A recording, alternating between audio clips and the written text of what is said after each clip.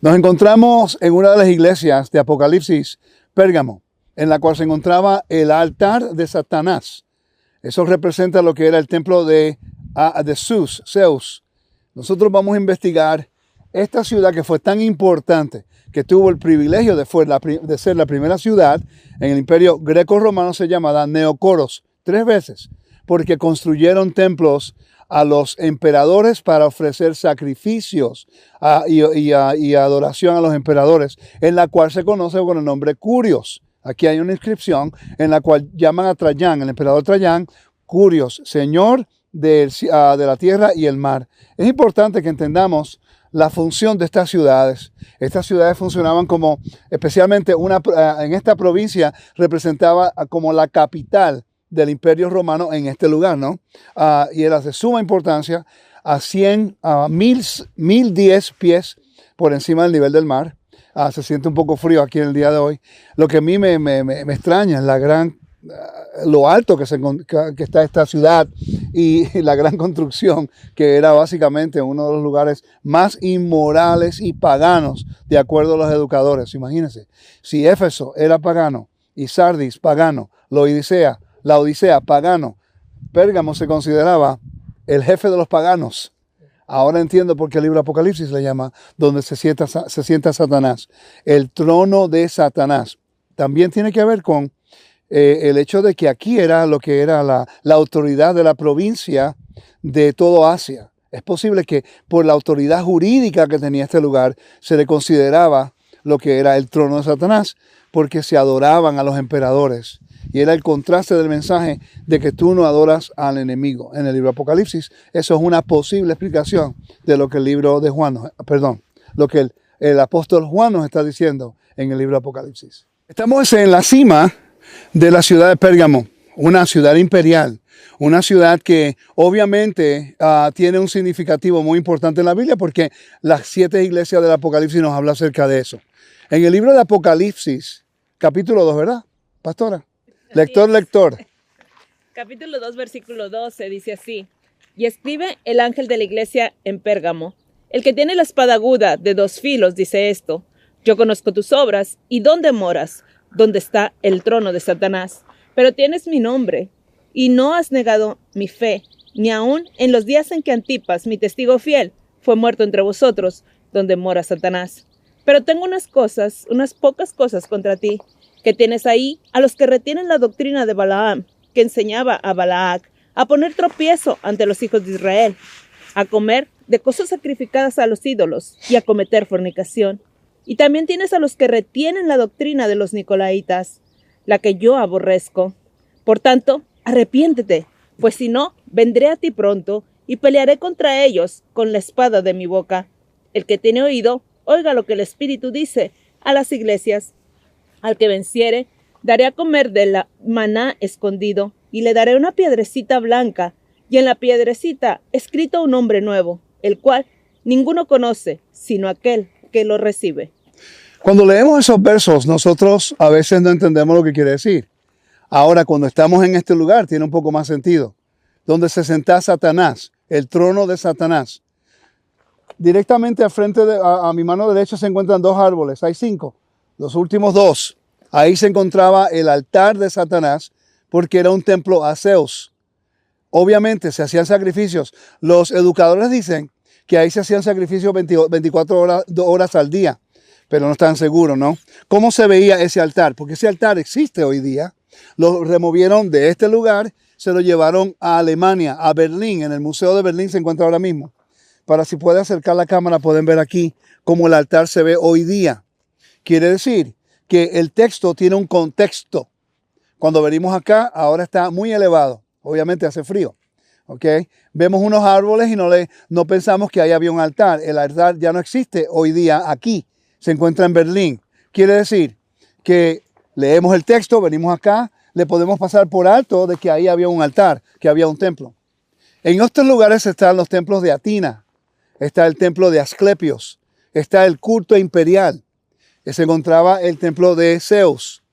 Es interesante que en Hechos capítulo 15 nos da instrucción a nosotros, a los creyentes, de no comer comidas sacrificadas a ídolos, de inmoralidad, a idolatría, Exactamente lo que se practicaba acá en el culto imperial.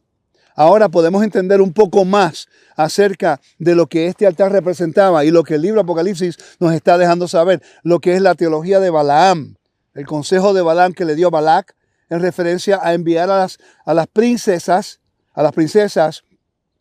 a incitar a los hijos de Israel a hacer ¿qué? Cometer idolatría, comer comidas sacrificadas a los ídolos y tener lo que era sexo ritual. Exactamente lo mismo que se practicaba en este lugar. Por eso es importante no solamente leerlo. Cuando usted lo lee y no está en este lugar, no va a entender o no vamos a captar la importancia de lo que es la arqueología, la topografía y la historia bíblica. Ese altar fue construido 200 años antes de la era común.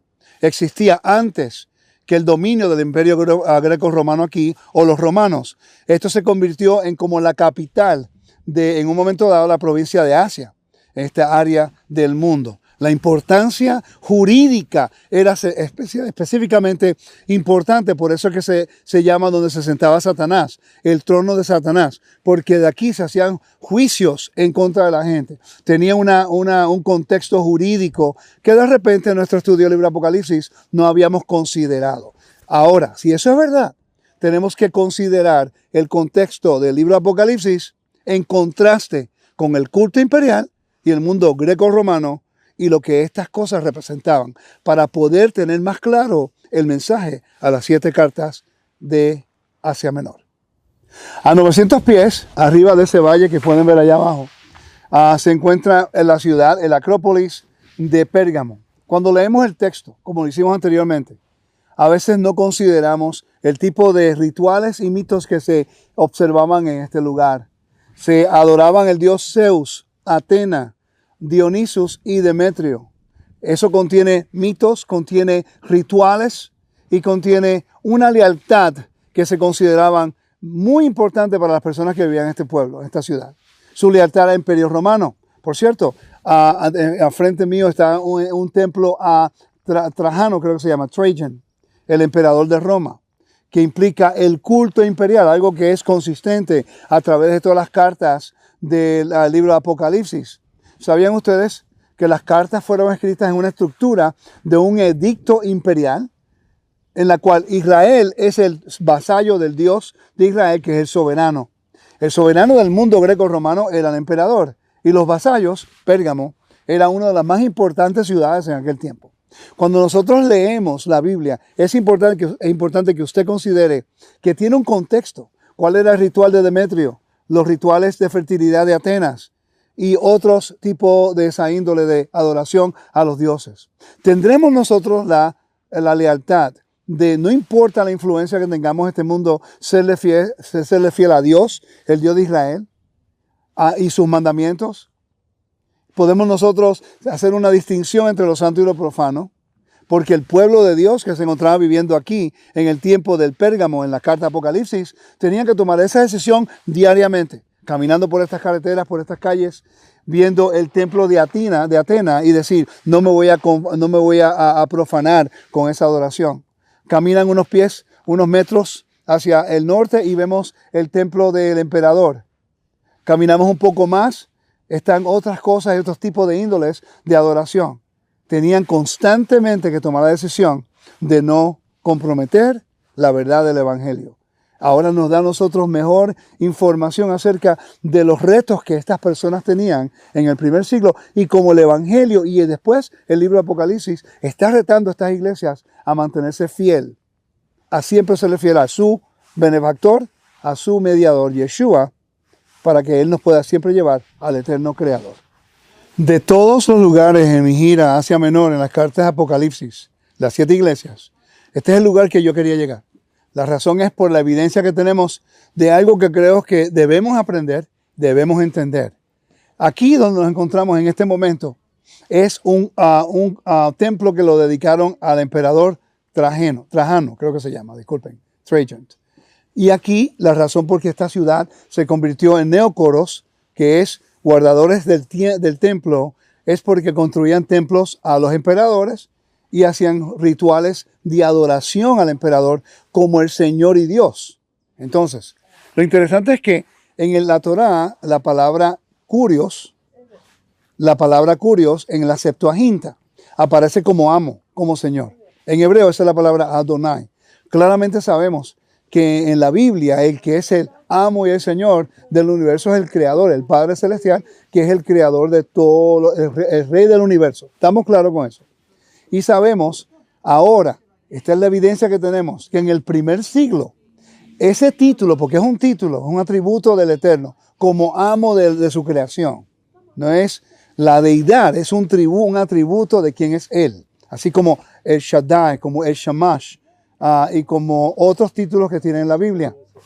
Sabemos que ahora tenemos la evidencia que en el primer siglo esa palabra hizo una transición de lo religioso a lo que es gubernamental en el sentido del emperador, que también era parte de una religión. Y eso es lo que no entendemos, que de lo que es secular y la religión estaban unidas como uno. ¿Ok? Para nosotros lo separamos hoy día. Pero un gobierno no quiere decir que es un gobierno religioso. Pero en el caso del mundo greco-romano, el gobierno era religioso y el emperador era Dios y el emperador era el Señor. Esta inscripción es una que se encuentra en este lugar. Tenemos la validación arqueológica, que en esta inscripción dice, en la parte de inscripción, yo no leo el idioma, pero sabemos que está ahí, es que él se llamaba el Señor de la tierra y del mar. El Señor de la tierra y el mar. Está utilizando el vocabulario de ese tiempo para denotar la palabra Señor.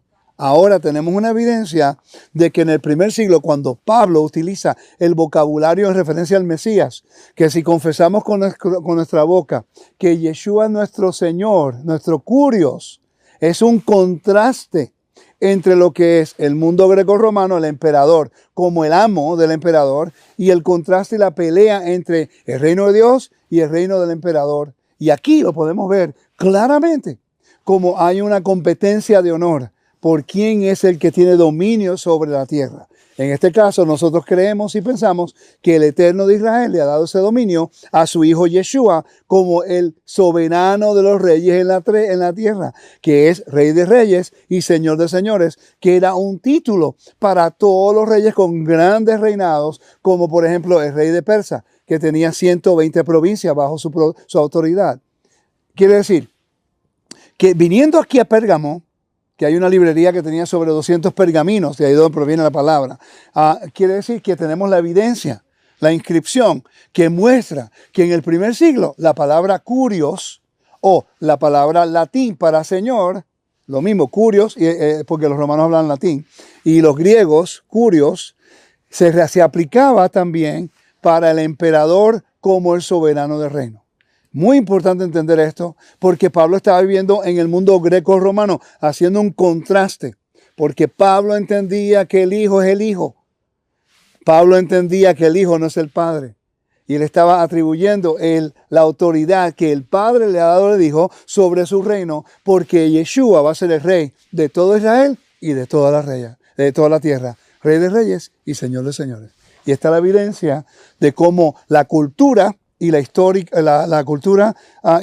bíblica complementa lo que Pablo estaba tratando de decirle a un mundo greco-romano, especialmente en las cartas a los romanos. Nos encontramos en Pérgamo todavía.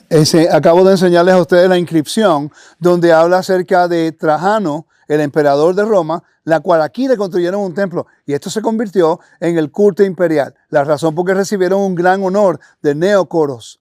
¿Cuál es la importancia de esta estatua del emperador Trajano? Obviamente no tiene la cabeza porque es la forma de deshonrarlo en el tiempo otomano. Le cortan la cabeza y es una forma de deshonrarlo, ¿no?